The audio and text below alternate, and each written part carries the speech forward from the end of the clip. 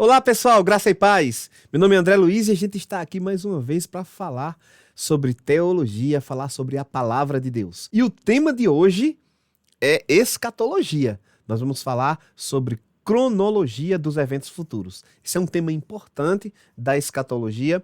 Inclusive, cronologia escatológica é uma das disciplinas do nosso curso de escatologia, o curso da escola Escatologia do Reino. Em breve a gente vai estar falando aqui quando serão abertas as inscrições e você vai ter a oportunidade aí de estudar esse tema tão importante da palavra de Deus, que é a escatologia, ou seja, o estudo a respeito do tempo do fim. Mas hoje aqui nós vamos falar a respeito de cronologia. Nós vamos partir do próximo evento no futuro, o próximo evento que a igreja espera, né? A nossa esperança, e a partir desse evento a gente vai pontuar aqui cronologicamente o que é que vai acontecer. Então, o que é que a igreja espera acontecer? Nós estamos aguardando o que acontecer? Qual é a esperança da igreja do Senhor? Que se inicie a grande tribulação? Não. A gente está esperando que se manifeste o anticristo? Não, de forma nenhuma. O que a gente está esperando? A gente está esperando que Jesus Cristo venha arrebatar a sua igreja. E o primeiro evento que a gente vai tratar na nossa cronologia dos eventos futuros é exatamente o evento que vai acontecer em breve, que é iminente, segundo a nossa visão dispensacionalista, segundo a nossa visão pré-tribulacionista. Nós cremos que o arrebatamento da igreja é iminente e ele pode acontecer a qualquer momento. Inclusive, eu creio que o arrebatamento da igreja pode acontecer enquanto eu estou fazendo esse vídeo aqui, explicando para vocês sobre esse tema maravilhoso.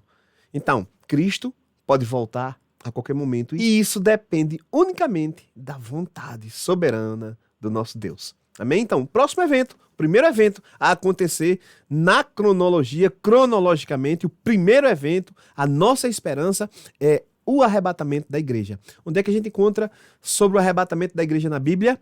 A gente encontra em 1 Coríntios, capítulo 15, versículos 51 e 52. O texto está falando sobre ressurreição e tem a ver com o tema, quando você estuda ele, fazendo a correlação com outro texto importante que trata do arrebatamento, que é 1 Tessalonicenses, capítulo 4, do versículo 13 até o 17, você vai ter uma compreensão a respeito desse tema, o arrebatamento da igreja. O que a gente entende? O texto de 1 Tessalonicenses, capítulo 4, versículo 16 e 17, diz que os que dormem em Cristo, os que morreram em Cristo, eles vão ressuscitar primeiro, depois nós seremos transformados e, juntamente com eles, nós seremos arrebatados ao encontro com o Senhor Jesus nos ares. Esse é o primeiro evento. Essa terra vai ver a igreja ser arrebatada dela, a igreja ser retirada com força dela. Qual é o segundo evento cronológico?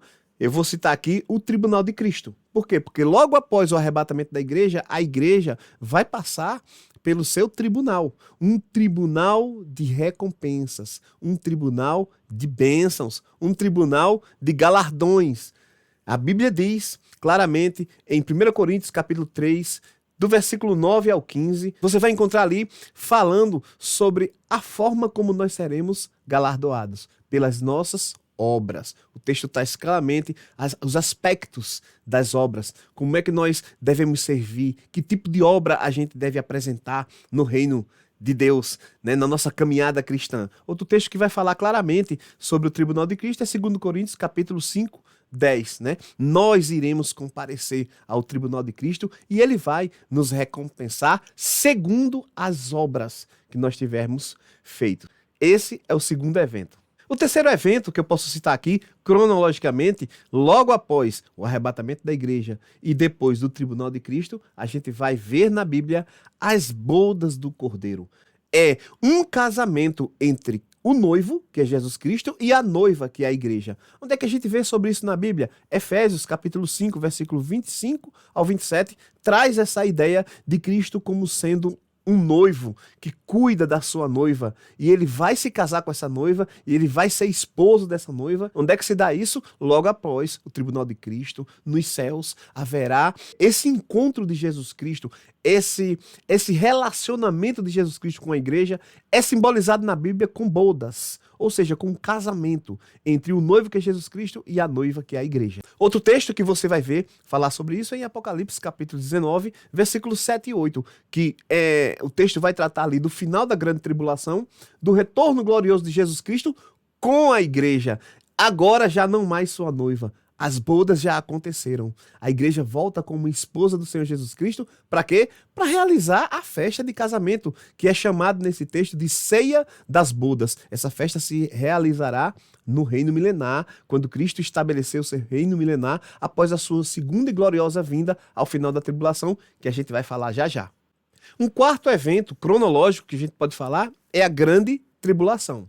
A grande tribulação, ela não acontece imediatamente após o arrebatamento da igreja. O arrebatamento da igreja não é o que dá início à grande tribulação. Porque a Bíblia diz, lá em Daniel, no capítulo 9, no versículo 27, que a 70ª semana, ou seja, uma semana de 7 anos, ela se iniciará quando o anticristo se manifestar e ele fizer um acordo com muitos, uma aliança, um pacto. E esse acordo é exatamente por uma semana, ou seja, por 7 anos. Então, quando a igreja for arrebatada, a gente entende que é necessário que a igreja seja arrebatada para que haja possibilidade desse anticristo se manifestar, vai levar um tempo entre o arrebatamento da igreja e a manifestação desse homem, do pecado, desse iníquo, e depois um tempo para que ele se estabeleça como líder e proponha esse falso acordo de paz ou algo parecido. Quando ele assinar esse acordo com muitas nações, aí sim se inicia a contagem de 7 anos, a 70ª semana de Daniel, que são os 7 anos de tribulação. A tribulação vai acontecer aqui nessa terra, a gente tem muitos textos falando da tribulação, mas eu vou citar 2 aqui principais, né? Mateus, capítulo 24, versículo 21, o texto fala claramente de uma grande tribulação, o próprio Jesus falando sobre uma grande tribulação, mas o texto de Mateus 24, a partir do versículo 5 até o final, ele trata desse período, do período da tribulação. Outro texto que vai tratar é o livro de Apocalipse, do capítulo 6 até o capítulo 19, fala da grande tribulação. Posso dizer que é do capítulo 6 até o 18 e no 19 é o final da grande tribulação. Então, será um período terrível sobre a terra. Tragédias mundiais, eventos no céu, na terra, terremotos, meteoros caindo, a vida sendo ceifada assim de forma grandiosa, pandemias muito maiores do que essa que a gente está vivendo agora, pragas, guerras. A gente vai ver tudo isso, você abrindo o Apocalipse capítulo 6, você vai ver ali a abertura dos selos, né? Os selos vão sendo abertos e tragédias vão acontecendo, pessoas vão morrendo. Assim, vai ser uma coisa terrível, um evento terrível, de grande tribulação, como o próprio nome diz. Um outro evento que eu posso citar, que acontece logo após a grande tribulação, no finalzinho, na verdade, esse evento que eu vou citar agora, ele encerra a grande tribulação.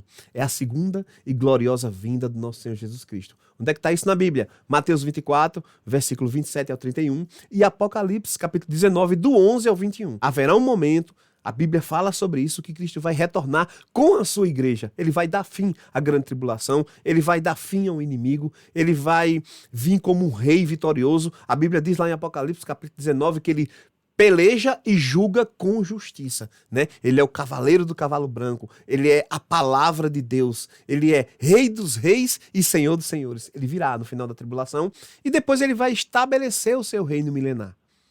Ele será o rei dessa terra. E esse é o próximo evento que a gente vai falar agora, que é o reino milenar de Cristo. O reino milenar de Cristo, a gente vai ver o Velho Testamento falando sobre ele, Isaías 9, versículo 7, e no Novo Testamento eu vou citar Apocalipse, capítulo 20, do versículo 1 ao 10. Você vai ver várias vezes a palavra 1000 anos ali. Então, a Bíblia deixa claro que Jesus Cristo vai reinar nessa terra durante 1000 anos. Esse é o próximo evento. Né? Depois que Cristo vier no seu glorioso retorno ao final da grande tribulação, ele vai estabelecer o seu reino milenar. Essa terra vai ser governada pelo Rei dos Reis e Senhor dos Senhores. Durante esse reino milenar de Cristo, Satanás será preso. Ele vai ficar preso durante todos os 1000 anos. Ele não vai poder influenciar ninguém. Nós teremos um reino de paz. Porém, ao final desse reino milenar, a Bíblia diz que ele vai ser solto. As pessoas vão ter oportunidade, né, de ficar com o que é bom, com o que é perfeito, com o nosso Senhor Jesus Cristo, ou simplesmente escolher outro pensamento, seguir outro Senhor, e isso vai acontecer. A Bíblia diz em Apocalipse capítulo 20, a partir do versículo 7 até o versículo 10, que Satanás será solto e ele vai enganar muitos. E muitos irão, né, virão contra o Senhor, né, liderados por Satanás, e haverá uma guerra. Essa guerra recebe o nome de Gog e Magog, que não é a mesma Gog e Magog lá de Ezequiel. Ela tem o mesmo caráter. É uma guerra onde povos, nações da terra vêm contra a nação, né? Eu posso dizer assim, o povo que está com o nosso Senhor Jesus Cristo, e Deus vai resolver essa situação rapidamente. A Bíblia diz, né, em Apocalipse 20, versículo 10, 9 e 10, o texto deixa claro que Deus vai intervir, vai descer fogo do céu e vai acabar com tudo isso.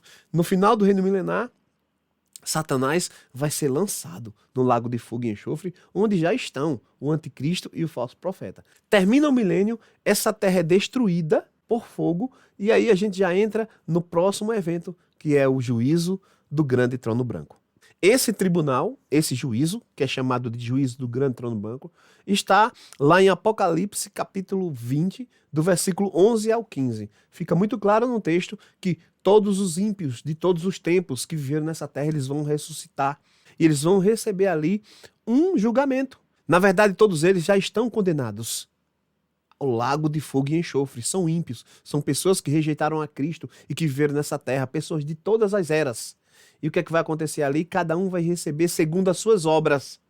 Ou mais tormento, ou menos tormento, ou mais sofrimento, ou menos sofrimento. Há claramente um nível de sofrimento diferente para aqueles que vão sofrer. É isso que vai acontecer no grande trono branco. E o último evento que a gente vai falar hoje é sobre a eternidade. A eternidade a gente pode ver em 2 Pedro, capítulo 3, versículo 13, e Apocalipse, os dois últimos capítulos, capítulos 21 e 22, a maior parte deles trata ali sobre os eventos que vão acontecer depois do reino milenar. Os eventos que vão acontecer no âmbito da eternidade. Na eternidade. E aí a gente vai ver nesse texto que tudo vai ser muito diferente. O texto de Apocalipse capítulo 21 já começa dizendo, né, João já começa dizendo que ele viu novos céus e nova terra. Ou seja, quando fala céus ali, está se referindo a todo o universo, a todo o espaço de universo que a gente conhece. Ele viu tudo novo. Então tudo que a gente entende, tudo que a gente conhece, tudo que a gente estudou, tudo que a gente acha que conhece do universo, isso não vai existir. Deus vai fazer tudo novo, novos céus. E nova terra, tudo que a gente conhece como terra, planeta Terra, isso não vai existir mais. Né? O texto até diz que o mar não existirá mais. Então vai ser uma terra diferente, e é nessa terra que nós vamos viver com Cristo. Uma terra totalmente espiritual. Não há mais seres naturais nessa terra. Todos que estão com Cristo estão glorificados e vão viver eternamente. Não haverá mais morte, não haverá mais dor. Nós seremos governados por Deus, nós seremos um com Deus e vamos viver um tempo de paz, sem pecado, sem maldição. É a eternidade. A eternidade a gente não... Eu falei um tempo de paz, né? Mas eternidade não combina com tempo. Eternidade é fora do tempo. Então a gente vai viver a eternidade. Ao mesmo tempo que os ímpios, né, os que forem condenados, vão também passar uma eternidade no inferno e viver uma eternidade de dor. Uma eternidade de sofrimento e de tormento, atormentado no lago de fogo e enxofre. Mas nós, os que estamos com Cristo, todos aqueles que viveram por Cristo, que tiveram aliança com Deus, vão viver eternamente na vitória. Então, termino aqui a nossa cronologia falando que o final da Bíblia é um final feliz para aqueles que estão em Cristo. Então, essa é a nossa aulinha de hoje, né? Essa microaula sobre cronologia, e eu recomendo a vocês que fiquem ligados. Em breve a gente vai estar lançando o nosso curso e você vai aprender tudo sobre cada um desses eventos. A gente vai tratar de cada um desses eventos porque no curso da Escola Escatologia do Reino, cada um desses eventos é uma matéria. Que Deus abençoe vocês. Se vocês gostaram do vídeo, você curte, você compartilha, sabe? Segue aí, tanto no Instagram como no YouTube. Se inscreve, porque você vai estar apoiando esse trabalho que tem como objetivo, como propósito, apenas divulgar, pregar a palavra de Deus. Graça e paz, que Deus te abençoe.